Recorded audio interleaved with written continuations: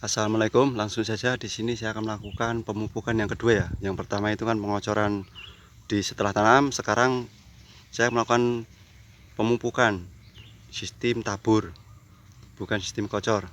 Kocor nanti sehabis saya melakukan ini sekitar 5 hari atau berapa hari nanti saya akan melakukan kocor.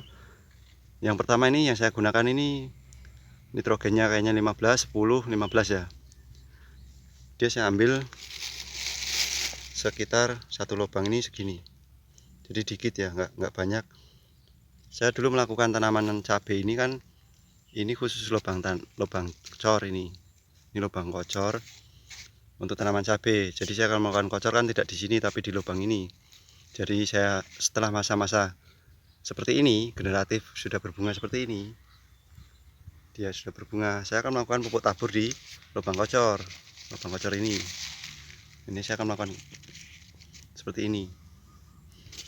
Tapi ini saya usahakan posisi pupuk ini tertutup, jadi tidak di luar itu, tidak. Tapi nanti saya akan ada pemberian penutupnya, ini saya nanti akan memberikan abu kayu. Untuk saat ini saya melakukan tabur dulu, tabur untuk pupuk ini, karena sekarang sudah memasuki masa berbuah. Untuk semua tanaman cabai ataupun jagung, semuanya sudah memasuki masa-masa berbuah. Jadi saya akan melakukan pemupukan ini, tabur. Saya biasa melakukan juga pupuk tabur sebelum saya melakukan tanam tumpang sari ini, juga melakukan pupuk tabur di lubang kocor. Posisinya itu kan dulu tidak ada jagung, jadi saya bisa menutup dengan tanah di sekelilingnya. Kalau ini kan ada jagung, jadi saya harus menutup dengan abu ini. Saya melakukan ini karena yang pertama itu kan saya melakukan kocor hanya menggunakan pupuk cair. Dia fokus untuk masa-masa pertumbuhan vegetatif ya. Nah ini kan sudah memasuki masa-masa generatif. Otomatis kan saya harus menambahkan nutrisi untuk tanaman ini. Bagaimana caranya tanaman ini berbuah dengan normal, menghasilkan bunga dan menghasilkan buah yang rata. Untuk jagung besar saya usahakan kan, karena sudah masuk masa pembuahan. Untuk cabai itu sendiri juga sudah masuki masa pembungaan atau pembuahan, masuk generatif. Saya juga memberikan nutrisi untuk tanaman cabai itu sendiri dengan pemberian pupuk tabur ini. Yang saya usahakan kan pupuk tabur ini tertutup oleh tanah. Dan ini saya mengambil abu ini. Ini juga di wirausaha kampung, saya lewat ke sawah itu kan lewatin tempat pembikinan, kalau di sini tempe tahu ya, itu menggunakan kayu, tidak menggunakan kompor gas, dia menggunakan kayu. Nah, dari kayu itu kan ada abunya, itu sering dibuang ya, saya ambil.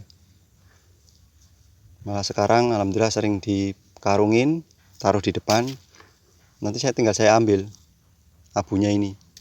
Saya sudah lama menggunakan abu ini ya untuk tanaman seperti tanaman jagung, cabai, tomat, timun, itu sudah lama. Sepengalaman saya ada efeknya untuk tanaman itu sendiri, walaupun tidak secara langsung dia nampak perubahan, tidak, tapi untuk tanahnya ya, bukan untuk tanaman tapi untuk tanahnya. Bagaimana saya menjaga tanah ini stabil, kandungan unsur hara juga ada, posisi tanah juga tidak asam-asaman ya. Saya masukkan organik. Ya ini tabur, setelah itu nanti saya menggunakan kocor. Nanti saya akan lakukan kocoran nanti di video selanjutnya saja ya, agar waktu tidak terlalu lama. Juga kalau nonton terlalu lama, apalagi saya yang ngomong nih bolak-balik, takutnya bosen.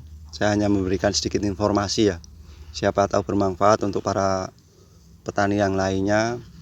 Tapi di sini juga saya ngasihkan info, tidak semua lahan ataupun wilayah itu mempunyai cuaca yang sama, kondisi lahan yang sama, kondisi iklim yang sama, itu tidak. Cuma seenggaknya saya berbagi. Jika ada pertanyaan silahkan tanyakan, semoga bermanfaat. Terima kasih.